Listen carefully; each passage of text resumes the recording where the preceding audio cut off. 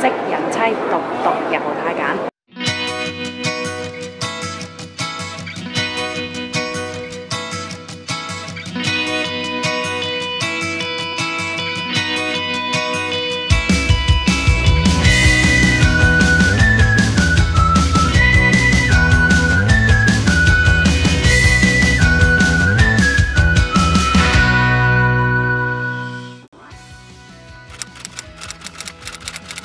由簡樸寧靜嘅清萊去到繁忙熱鬧嘅曼谷，我揀咗最輕鬆嘅方法，花300零蚊搭飛機，只需要個半鐘就可以直達曼谷機場。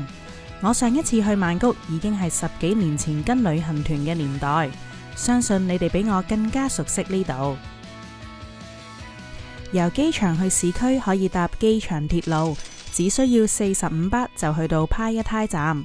有需要可以再換乘 BTS 去曼谷其他地方，車程大約半個鐘。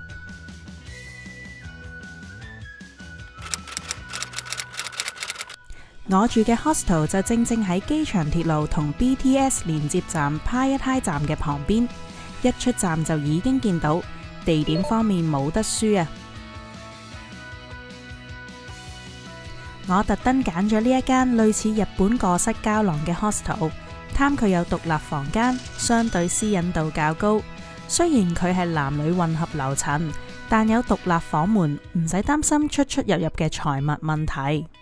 只不過房入邊冇獨立冷氣，閂咗門之後，只係靠門口微弱嘅出風位滲翻走廊嘅冷氣入嚟，好多時真係焗到頂唔順啊！而且喺一個細小四方形冇窗嘅密閉空間入邊，對我嚟講真係挑戰幽閉恐懼症啊！共用嘅洗手間同浴室同網站上嘅相片一樣咁新新淨淨，不過就有一陣看不見的渠味，所以每次使用動作要快啊！曼谷塞車嘅情況嚴重，住得喺呢度出入都係靠 BTS 作為主要嘅交通工具，唔想次次搭車都要排隊用硬幣買飛咁麻煩，就可以買一張類似香港八達通嘅 Rapid 卡啦。每逢星期5、6日，曼谷嘅夜市遍地開花。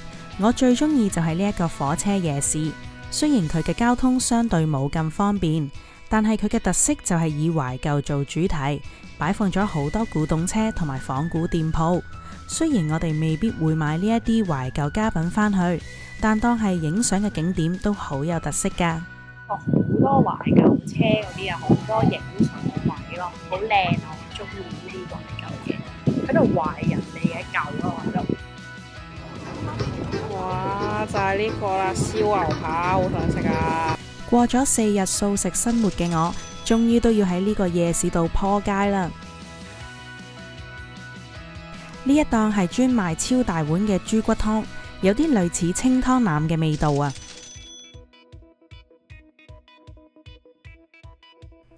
另一間坐滿人嘅攤檔就係專賣雞腿湯飯嘅，雞肉炆得非常入味，肉質滑到咬落去已經係離晒骨咁滯，好正啊！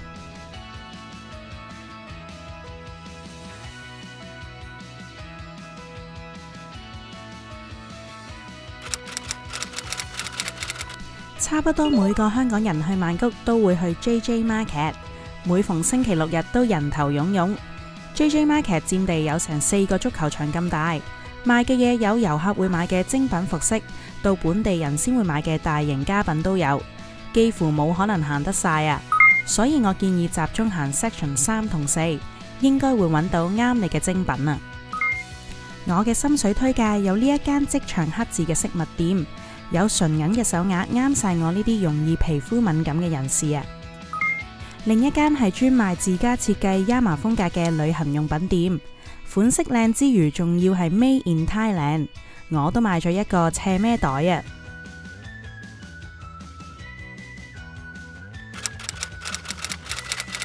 已經食咗成個禮拜泰國菜，所以揾一間食泰式西餐嘅餐廳，先嚟一個冬陰功大蝦意粉。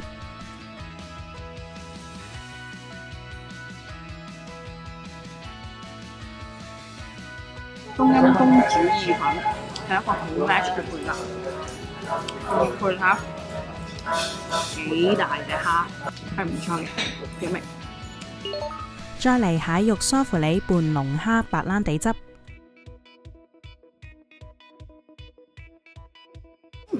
真係有蟹肉味㗎，點解呢食咧？原來咧佢喺晒底啊啲蟹肉，呢啲全部都係蟹肉嚟㗎。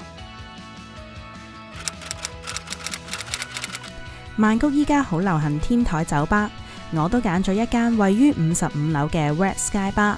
出咗電梯仲要行一層露天嘅樓梯先到，不過就可以以居高臨下嘅方式望到曼谷嘅景色。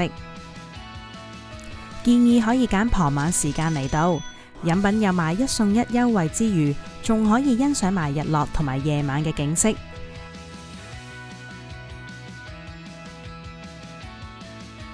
喺度飲杯嘢睇下景都幾 chill 㗎。